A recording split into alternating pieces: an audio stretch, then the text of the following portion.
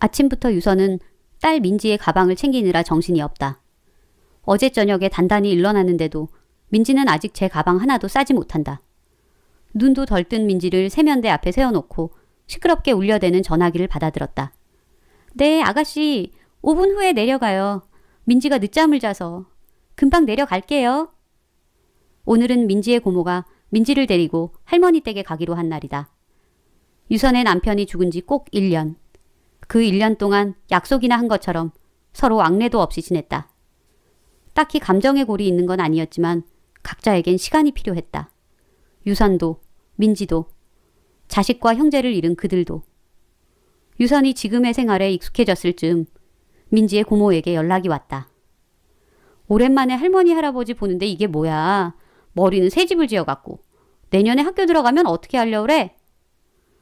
유선은 민지에게 두터운 외투를 푹 눌러 입히곤 가방을 챙겨 나왔다.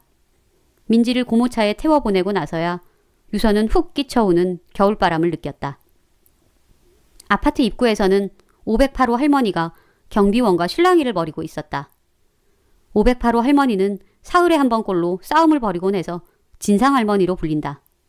괜히 불똥이라도 튈까 유선은 서둘러 계단을 올랐다. 요즘 것들은 싸가지가 없어.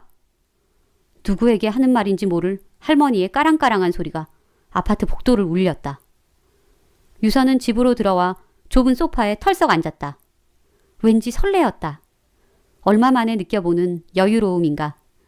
남편이 죽은 이후로는 더욱 일상에 쫓겨 살았다. 직장을 다니며 혼자 아이를 키우는 건 상상 이상의 일이었다.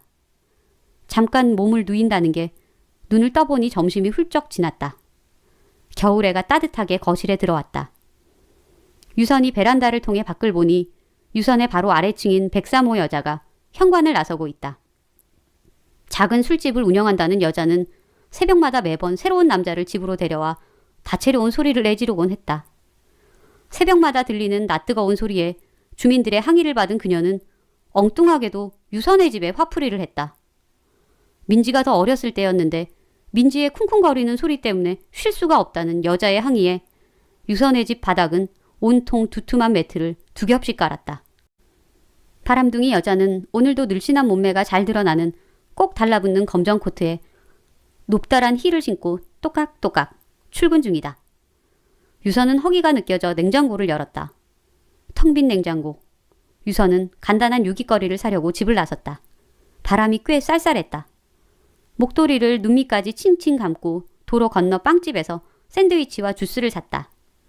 아파트 단지 입구에 커다란 태권도 학원 버스가 아이들을 태우고 있다. 버스 옆면에는 겨울방학 스키캠프라고 플래카드가 붙어 있었고 그 곁에 아이 엄마들이 67 모여 있다. 그중 한 엄마가 유선을 보고 눈인사를 했다. 스키캠프 가나봐요. 유선은 눈인사를 한 엄마에게 아른 체를 했다. 얼굴은 알지만 그다지 친분은 없었던 그 엄마는 우물쭈물하며 마지못한 듯 네 하고 대답했다. 민지는 할머니네 가서 올해는 못 가네요. 모여있는 엄마들이 유선을 바라보며 수군거렸다. 곧 버스가 출발하고 아이들을 보낸 엄마들은 한동안 길가에 선 채 유선을 흘낏거리며 수다 산매경에 빠졌다가 우르르 아파트 단지 모퉁이에 있는 카페로 몰려갔다. 엄마들 모임에 나가? 민지를 처음 어린이집에 보냈을 때 회사 선배 언니가 유선에게 물었다. 아니요. 아직 어린데요 뭐. 나갈 시간도 없고요. 어머 얘 좀 봐. 큰일 날 소리 하네. 시간을 내서라도 가야지. 전 별로 안 내켜요. 엄마들끼리 몰려다니고 그러는 거. 누가 자기 내켜서 하래? 민지 때문에 하는 거지. 모임에도 나가고 해야 민지가 왕따 안 당해. 유선은 몰려가는 여자들을 뒤로 하고 발을 옮겼다. 아파트 입구에는 좀 전에도 있던 진상할머니가 이번엔 1209호 아줌마를 붙잡고 실랑이를 하고 있다. 1209호 아줌마 주변으로 긴 목줄에 이리저리 엉킨 개 3마리가 앙칼진 소리로 지저대고 있다. 개 때문에 진상할머니의 단골 타깃이 되는 1209호 개아줌마. 하지만 만만치 않다. 못지않게 한 젓갈 하는 개아줌마는 커다란 덩치로 진상할머니를 밀어붙였다. 예전에 목줄 풀린 개 한 마리가 민지에게 달려들었을 때도 되레 큰 소리를 치던 아줌마다. 상처가 나지는 않았지만 한동안 민지는 개만 보면 자지러지게 울었다. 잠시 후 개 아줌마의 남편이 나왔다. 남편은 키가 190cm도 넘는 장신이다.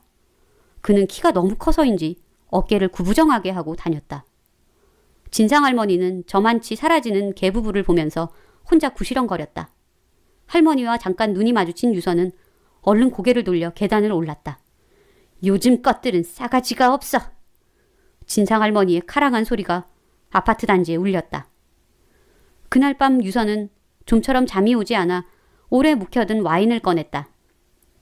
남편이 죽기 전에는 둘이 와인을 마시곤 했었다. 한 잔에도 술기운이 오르는지 1년 전 사고가 떠올랐다. 시댁에 다녀오는 길 남편 대신 유선이 운전을 했다. 운전면허를 딴 지 얼마 안 된 유선이 한창 운전 연습에 빠져있던 때였다. 남편의 만류에도 고집스럽게 운전대를 잡은 유선은 비까지 오는 밤길을 겁도 없이 내달렸다. 이 정도쯤 별거 아니라며 시골길 커브를 트는데 어둠 속에서 뭔가가 튀어나왔다. 커다란 고라니였다. 차 앞 유리에 사정없이 부딪힌 그것에 놀란 유선이 급 커브를 튼 순간 차는 둔덕 밑으로 처박혔다. 유선은 기억을 잊으려는 듯 고개를 저었다. 혼자 있으니까 쓸데없는 생각만 나네. 민지를 할머니 댁에 괜히 보냈나 생각하며 유선은 잠자리에 들었다. 침대 옆 미등에서 은은한 빛이 비쳤다. 남편이 죽은 후 유선은 불을 켜고 잔다. 잠이 들기 전 어둠 속에 놓이면 까만 어둠에 온몸이 빨려들 것 같은 공포가 느껴져서이다. 곤히 잠든 유선의 얼굴이 평화롭다. 할로윈 호박등을 켠 것 같이 주황빛이 감도는 방 안은 가는 숨소리만 스스 하고 울렸다. 유선의 뒤척임에 따라 낮게 깔린 실루엣도 조금씩 모양을 바꾸었다. 유선의 몸통 밑에 진하게 깔려있던 검은 그림자가 스르륵 스르륵 침대 밑바닥에 늘어졌다.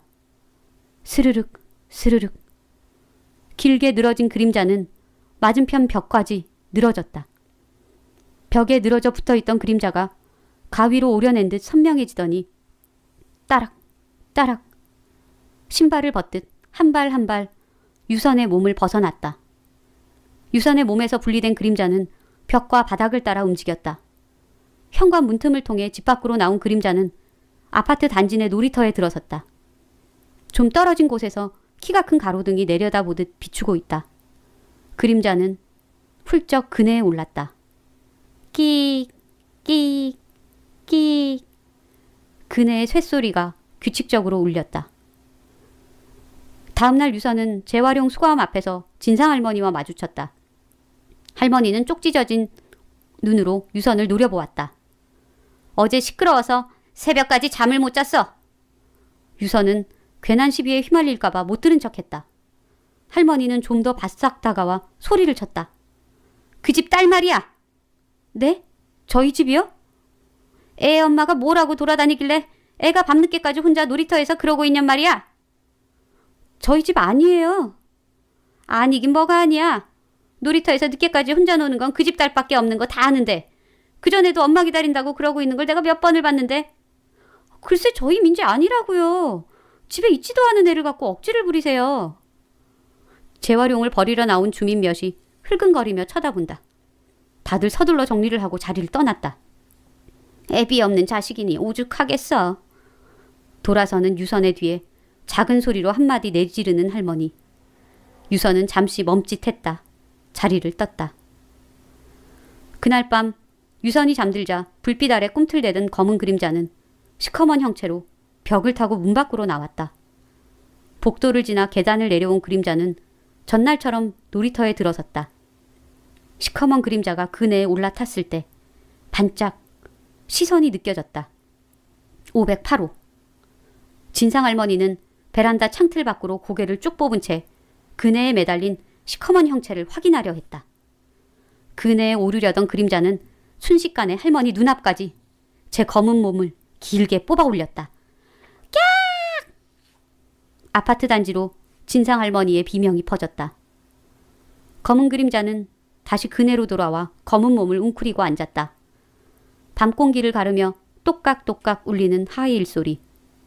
바람둥이 여자가 놀이터를 지나 집으로 향하고 있다. 오늘은 새로운 남자 없이 혼자였다.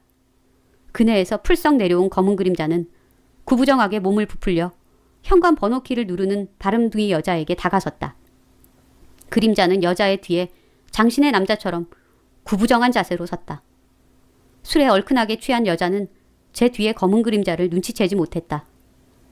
다음 날 아침 출근하던 유서는 1층 복도에서 한 대 엉켜 싸우는 두 여자를 보았다. 바람둥이 여자와 개 아줌마다. 개 아줌마는 바람둥이 여자의 머리채를 움켜쥔 채 놓을 줄 몰랐고 바람둥이 여자는 개 아줌마의 팔뚝을 문 채 악다구니를 치고 있다. 출근길, 등굣길에 몰려든 주민들은 구경하기에 바빴다. 개 아줌마네 기다리 아저씨가 바람둥이 여자랑 바람났대. 어머머머머. 어제 기다리 아저씨랑 저 여자가 같이 백사모에 들어가는 걸 누가 봤대나 봐. 어머, 간도 크다. 어떻게 한 아파트에서. 그러니까. 유서는 몰려있는 사람들 틈을 지나 아파트를 빠져나왔다. 오늘은 민지가 돌아오는 날이다. 유서는 지하철역으로 향하며 민지 고모에게 전화를 걸었다. 통화 연결음이 한동안 울리다 음성사서함으로 넘어갔다. 유서는 문자 메시지를 남겼다. 아가씨, 민지 오늘 몇 시쯤 도착해요? 회사에 도착할 때쯤 민지 고모로부터 메시지가 도착했다. 언니, 이제 그만해요. 지난 주말에 엄마가 오빠랑 민지 일주기 천도제 했어요. 전 언니 원망 안 해요. 그러니까 언니도 이제 다 잊고 언니 삶 살아요. 유선의 눈이 잠시 흔들렸다. 유선은 빠른 손놀림으로 메시지 삭제 버튼을 눌렀다. 오늘 저녁은 민지가 좋아하는 오므라이스를 해줘야지. 유선은 기분 좋은 상상을 하며 사무실로 들어섰다.